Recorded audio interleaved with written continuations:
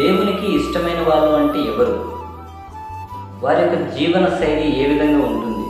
అసలు ఎలా ఉంటే దేవునికి ఇష్టం, ఎలా ఉంటే దేవునికి నచ్చుతాం? రైతులో ప్రభు యేసుక్రీస్తు నామమునకి స్తోత్రం కలుగును గాక. నేను మీ సంతోష్ కుమార్. దయచేసి ఈ వీడియోని చివరి దాకా చూడండి.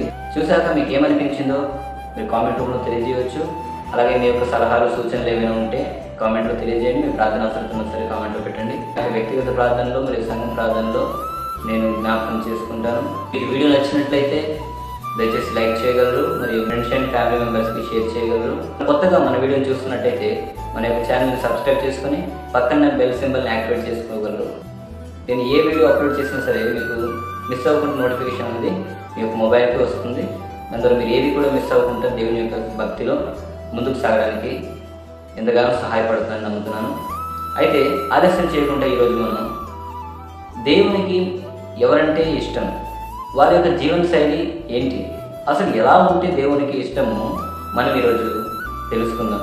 అయితే మనము ముందుగా దేవుని యొక్క పరిశుద్ధ గ్రంథంలో చూసుకున్నట్టయితే ప్రభు యేసుక్రీస్తు వారు తన యొక్క 33.5 సంవత్సరాల జీవితంలో ఆయన 3.5 సంవత్సరాలు దేవుని యొక్క స్వార్థను చెప్పుకుంటూ దేవుని యొక్క రాజ్య వ్యాప్తి కోసం ఎన్నో ఉపమానాలు చెప్పుకుంటూ ఆయన వెళుతున్న సమయంలో ఒక ప్రదేశం కాడ ఆగినప్పుడు తన చుట్టూ ఉన్న జన సమూహంను చూసి ఆయన ఈ మాటలు పలుకుతున్నాడు.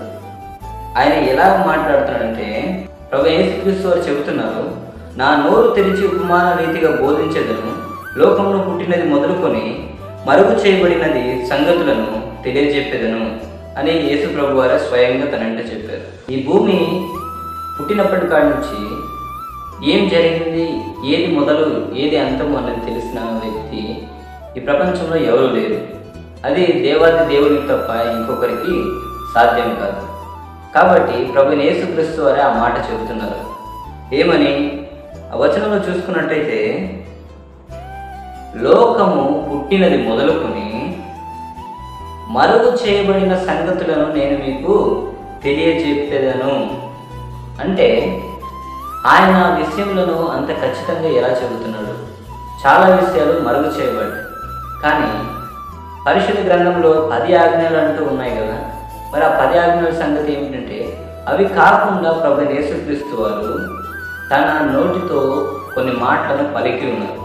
ఆ మాటలను ఎవరైతే వారి హృదయాల్లో ఉంచుకొని దాన్ని అనుసరించి నడుచుకుంటారో వారు మాత్రమే దేవునికి ఇష్టమైన వారుగా ప్రభు యేసుక్రీస్తు వారు చెప్పుకుంటూ వచ్చారు. అట్టి వారే పరలోక రాజ్యమును పొందుకుంటారనేసి కూడా ఆయన చెప్పిన మాటల్లో ఒకటిగా ఉంది. అయితే మొదటిగా మనము ఈరోజు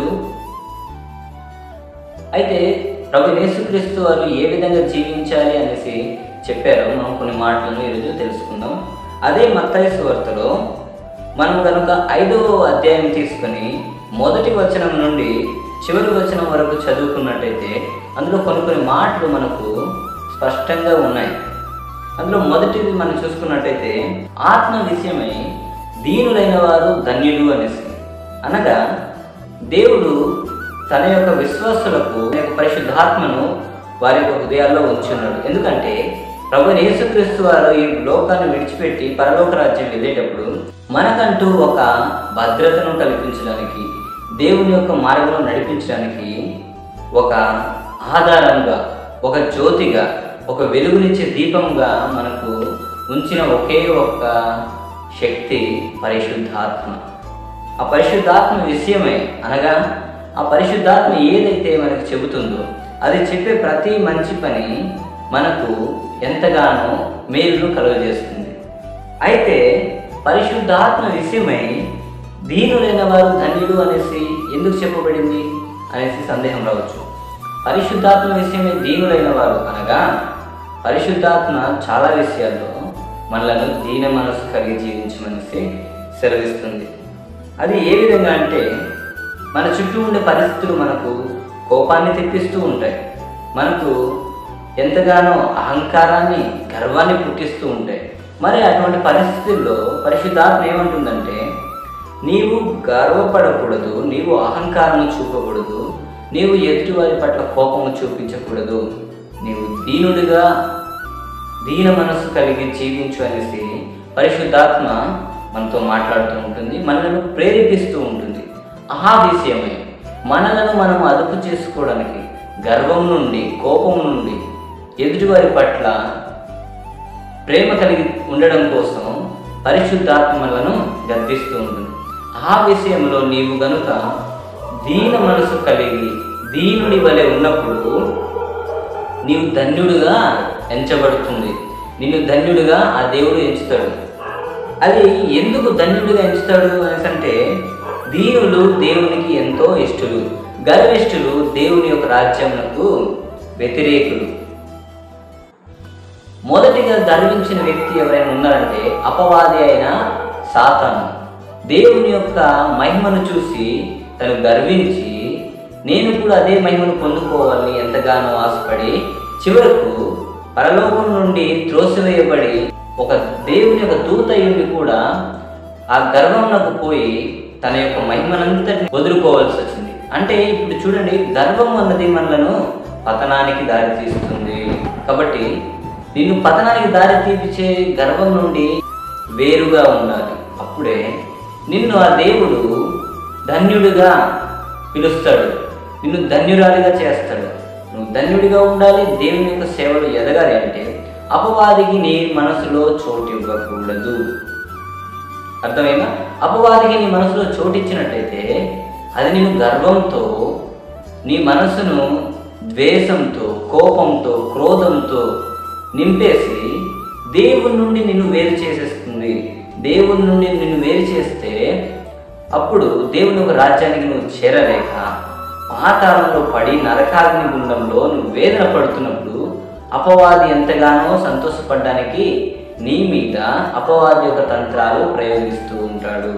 ఈ క్షణమే నువ్వు నీ యొక్క గర్వాన్ని విడిచిపెట్టి దీన మనసు కలిగి జీవించు. దేవుడు నిన్ను ధన్యుడిగా చేస్తాడు. మరి ఆ ధన్యత పొందిన వారికి ఎటువంటి మేలు కలుగుతుందంటే అదే వచనంలో ఉంది, ఆత్మ విషయమై దీనులైన వారు ధన్యులు, పరలోక రాజ్యము వారిది. ఇప్పుడు అర్థమైందా? దేవుడు దేనికి దీనుడుగా ఉండమని చెప్పాడు? పరలోక రాజ్యం అంటూ నీ కోసం సిద్ధపరుస్తున్న ప్రభువు నిన్ను దీనుడుగా ఉండు, నీ పక్షంలో నేను మాట్లాడుతాను, నిన్ను పరలోక రాజ్యానికి వారసుడిగా చేస్తానని అంటాడు. ఈరోజు నీ జీవితంలో ఎంతకంటే గొప్ప మేలు ఏం కావాలి? నువ్వు దేవుని మాట విని దీనుడిగా ఉన్నప్పుడు ఖచ్చితంగా పరలోక రాజ్యానికి చేరుకోవడానికి నువ్వు మొదటి మెట్టు ఎక్కినట్టే. ఆ దేవుని యొక్క రాజ్యంలో నువ్వు మొదటి మెట్టుని నువ్వు స్టార్ట్ చేసి నేను ప్రారంభించి నీ సేవను ఆ దేవుని వైపు గురిగా చూస్తూ నువ్వు ప్రయాణం చేసినప్పుడు ఖచ్చితంగా రాజ్యానికి చేరుకోవడానికి ఆ ప్రభువే నీకు సహాయం చేస్తాడు.